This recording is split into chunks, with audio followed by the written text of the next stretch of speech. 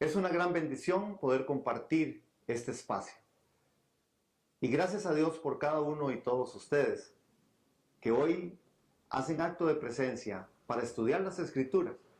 Una de las cosas que el Señor en la palabra a nosotros nos demanda es que de verdad seamos personas que nos consideremos gente estudiosa de las Escrituras para trazar la doctrina y la teología de una forma adecuada para el beneficio del cuerpo de Cristo y una vivencia cristiana de verdad, en santidad y en temor a Él.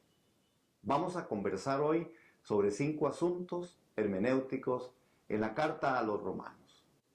Para iniciar, quisiera decir que hermenéutica es la disciplina que estudia la interpretación de los textos con el fin de averiguar su verdadero sentido. A continuación voy a mencionar 5 asuntos hermenéuticos que se consideran importantes para el entendimiento de la carta a los romanos. Sírvase tomar nota al menos de los subtítulos, ejemplo, el contexto cultural, y de textos para que los estudie luego. El contexto cultural.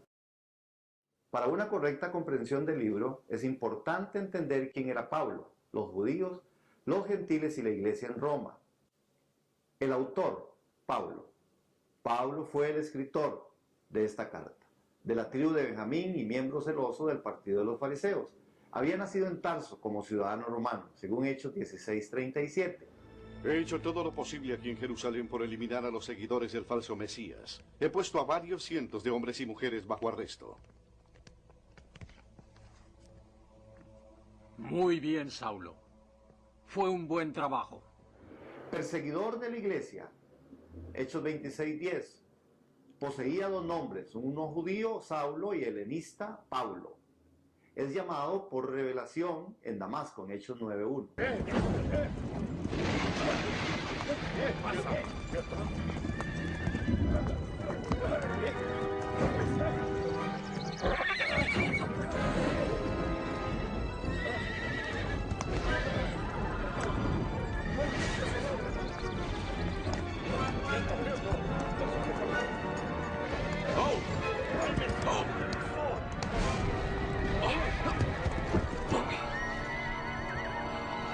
Saulo, Saulo, ¿por qué me persigues? ¿Quién eres, Señor? Yo soy Jesús, a quien tú persigues. ¿Qué?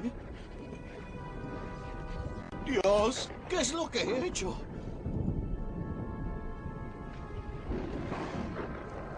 Señor, ¿qué buscas en mí? Levántate, te envío a tu propio pueblo y a los gentiles, para que abra sus ojos y se vuelvan de las tinieblas a la luz, del dominio de Satanás al poder del Dios vivo. Entra a la ciudad y se te dirá lo que debes hacer.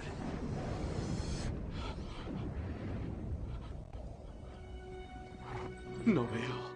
Donde inicia su ministerio. Discípulo de Gamaliel, conocedor del Antiguo Testamento y de las enseñanzas rabínicas, Pablo puede beneficiarse de la cultura griega en el sentido de poder citar a autores clásicos, según 1 Corintios 15:33. Esto permite entender que se identifique como judío y que conozca acerca de los gentiles. La iglesia en Roma. Roma era una ciudad portuaria y capital del Imperio Romano. En la época del Nuevo Testamento, Roma se encontraba en pleno apogeo en su crecimiento con una población de más de 1 millón de personas procedentes de todas partes. No se sabe cómo inició la iglesia en Roma, ni cuáles eran sus características, aunque parece que muchos de los fundadores de la iglesia en Roma eran judíos cristianos. Hechos 2:10. En el tiempo de Pablo estaba formada por judíos y gentiles. La expulsión de los judíos romanos, que seguramente había incluido a judíos cristianos, según Lucas 18:2, muestra que ser cristiano en Roma significaba persecución y luchar con la idea de una liberación del yugo de los romanos. Al respecto, Pablo habla en 13:1-7 de la importancia de someterse a las autoridades, ya que ellas han sido establecidas por Dios en un contexto de que esa es la voluntad de Dios y que se debe hacer lo bueno delante de los hombres. Judíos y gentiles. Las tensiones que se presentaban entre judíos y gentiles son una de las razones por las cuales esta carta fue escrita. Judíos aparece 11 veces en Romanos. Pablo se refiere a los judíos como un grupo étnico al cual ha sido revelada la palabra de Dios. Romanos 2, 17 al 20. Los presenta como la primicia histórica, 1, 16, 17, por medio de los cuales llega a todo hombre la acción salvadora de Dios en el Evangelio, testificado por las Escrituras, capítulo 3, verso del 1 al 8 y capítulo 9 al 11, pertenecientes al pueblo de Israel, ahora con iguales derechos que los gentiles. Gentiles aparece 26 veces en Romanos. Pueblo, nación, gentiles. Los gentiles son considerados por Pablo como todos aquellos hombres que no hacen parte del pueblo judío. Pablo usa estos términos en un sentido universal para conciliar las diferencias que se estaban dando en la iglesia en Roma, dejando claro que ya no hay diferencia entre judíos y gentiles. Capítulo 10, verso 12.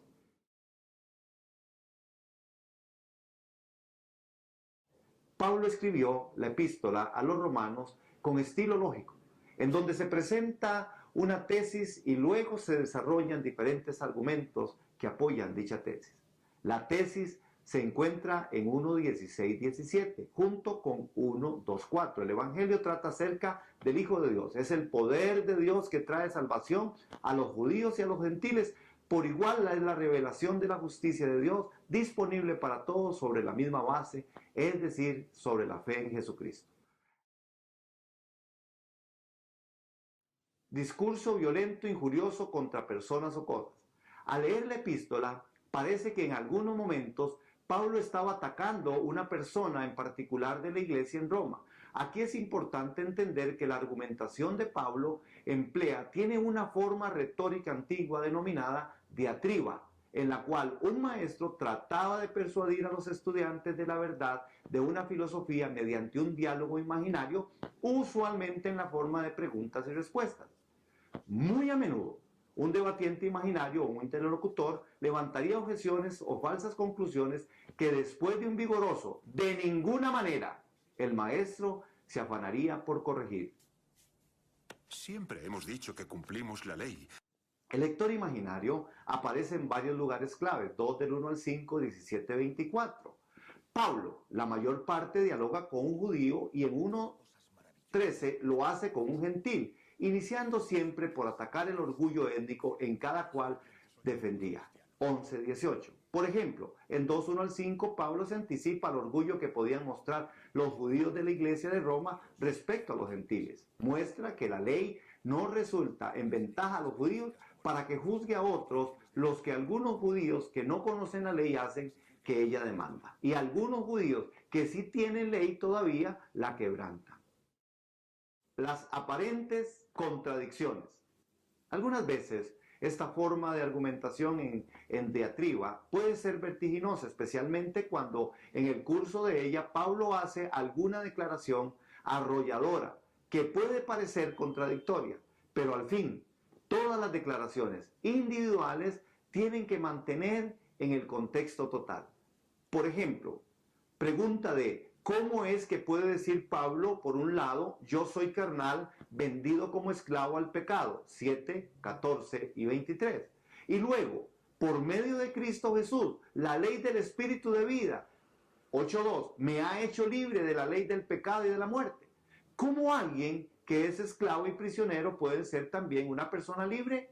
La respuesta es que en 7, 14 y 23, Pablo está enfatizando la incapacidad del hombre de agradar a Dios debido a la ley del pecado, y en 8:2 afirma que es solo por la ley del Espíritu que el cristiano puede vivir agradando a Dios.